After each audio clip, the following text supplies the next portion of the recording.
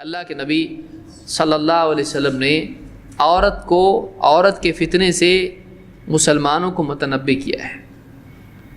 جیسے مال کا فتنہ ہے اسی طرح سے عورت کا بھی ایک فتنہ ہے۔ عورت خود بری نہیں ہے، لیکن عورت کا عورت ہونا اس کو انسان کے لیے ایک آزمائش بنا دیتا ہے۔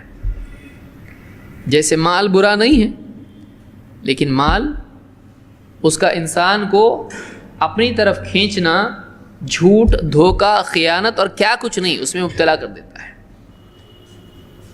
اور عورت اور مرد کو اللہ نے ایک دوسرے کے لیے بنایا ہے، اسی لیے جنت میں اللہ تعالیٰ نے آدم علیہ السلام کو بیوی دی، ان کے لیے وہ ضروری تھا، لیکن یہ نکاح کی صورت تھی اور دونوں کا ایک دوسرے سے تعلق ایک فطری چیز ہے۔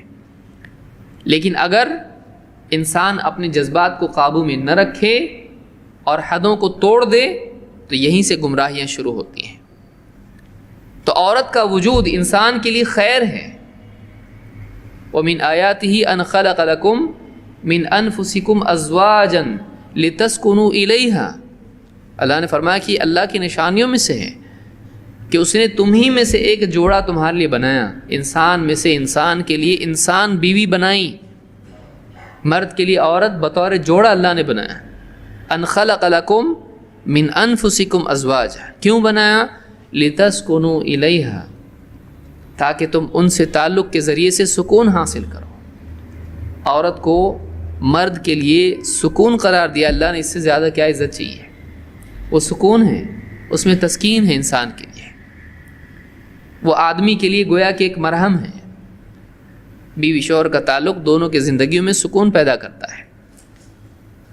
لیکن یہی عورت اگر بے دین ہو جائے اور مزین ہو کر انسان کو اپنی طرف، ہر راستہ چلنے والے کو اپنی طرف کھینچنے لگے، تو ایسی صورت میں سماج کے اندر بگاڑ شروع ہو جاتا ہے۔ اللہ کے نبی صلی اللہ علیہ وسلم فرماتے ہیں ما ترکت بعدی فتنة اضر علی الرجال من النساء، اپنے بعد میں نے مردوں پر عورت سے بڑھ کر کوئی اور فتنہ اپنے پیچھے نہیں چھوڑا ہے۔ میرے بعد اگر کوئی بڑا فتنہ ہے تو سب سے بڑا فتنہ عورت ہے۔ فتنہ کے کیا معنی ہے؟ Test, exam. عورت کی کمزوری امتحان ہے، عورت کی خوبصورتی امتحان ہے، عورت کی ماتحتی امتحان ہے۔ عورت کمزور ہے، اب اس کی کمزوری کا فائدہ کوئی بھی اٹھا سکتا ہے۔ آج دیکھیے کچھ وقت پہلے جو بھی کچھ ہوا دلی میں یا جہاں بھی، اور یہ ایک مثال ہے، ایسا تو سالوں سے ہوتا آیا ہے۔ کسی کی کمزوری کا، عورت کی کمزوری کا فائدہ اٹھا کر مرد نے ہمیشہ سے عورت کا استحصال کیا ہے، چاہے وہ بیوی کی شکل میں ہو یا غیر بیوی کی شکل میں ہو۔ کسی کی عزت خراب کرنا عام طور سے مردوں کی طرف سے عورتوں کے سلسلے میں تو الٹا ہوتا ہے، الٹا شاید ہی کہیں ہوتا ہو۔ مرد اپنی طاقت کا استعمال کر کے عورت کی عزت خراب کرتا ہے، اور اگر وہ بیوی کی صورت میں ہے تب بھی آزمائش ہے، ماتحت ہے، اس کے انڈر میں ہے، کمزور ہے، پھر اس سے وہ خدمات لے انسان جو اس کی طاقت میں نہیں ہے، اس پر مار پیٹ کرے، ظلم کرے، اس کا حق چھینے، اس کا حق اس کو نہ دے، اور واقعی اس کی ذمہ داری سے زیادہ ذمہ داری اس پر ڈالے۔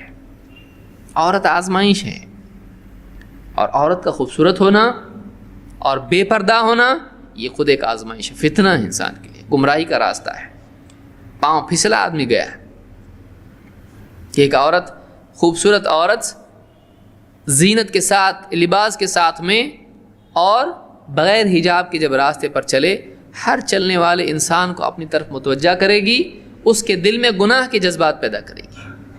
آزمائش ہے انسان کے لیے، اس کا کمزور ہونا، اس کا ماتحت ہونا، اس کا خوبصورت ہونا انسان کے لیے، مرد کے لیے بہت بڑا ٹیسٹ ہے، اس کے لیے بہت بڑا فتنہ ہے، اس کے لیے پاؤں پھسلنے کا ذریعہ ہے۔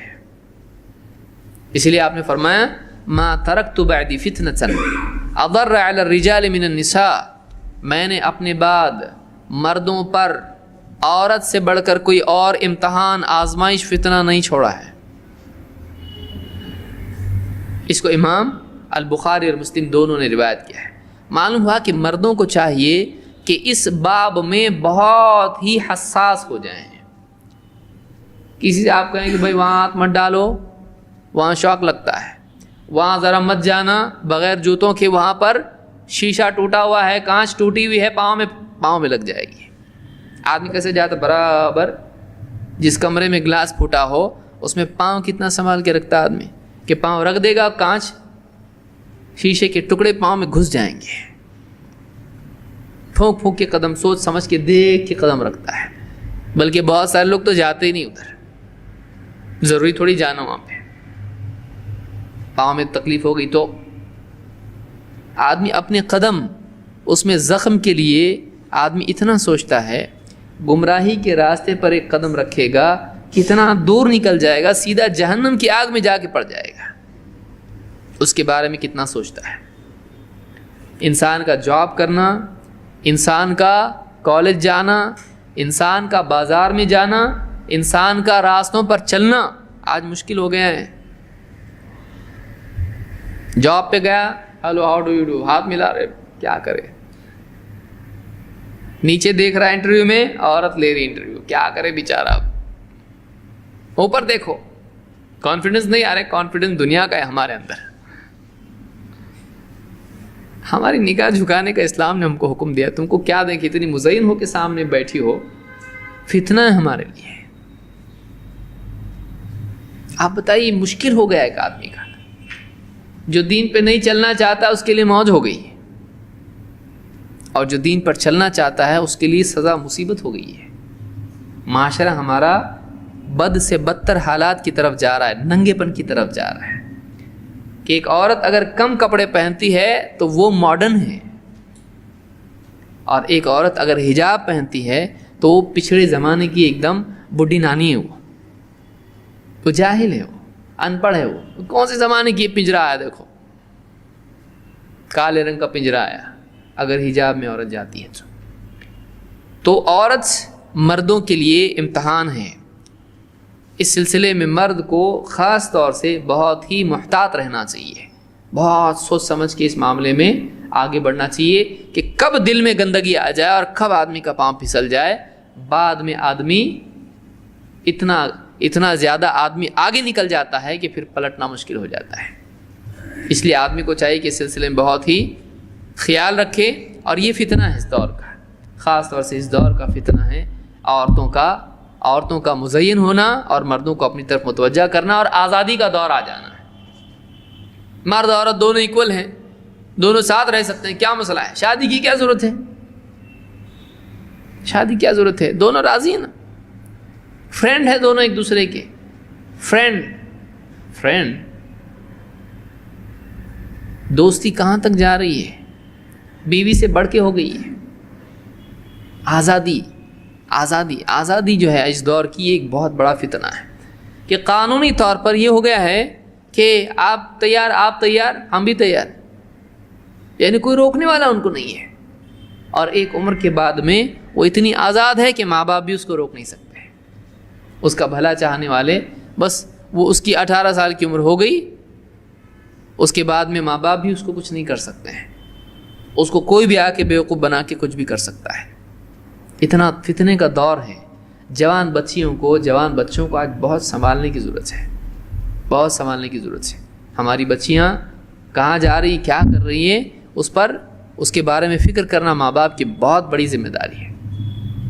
لہٰذا آپ نے فرمایا کہ میں نے اپنے بعد میں عورت سے بڑھ کر کوئی فتنہ نہیں چھوڑا ہے۔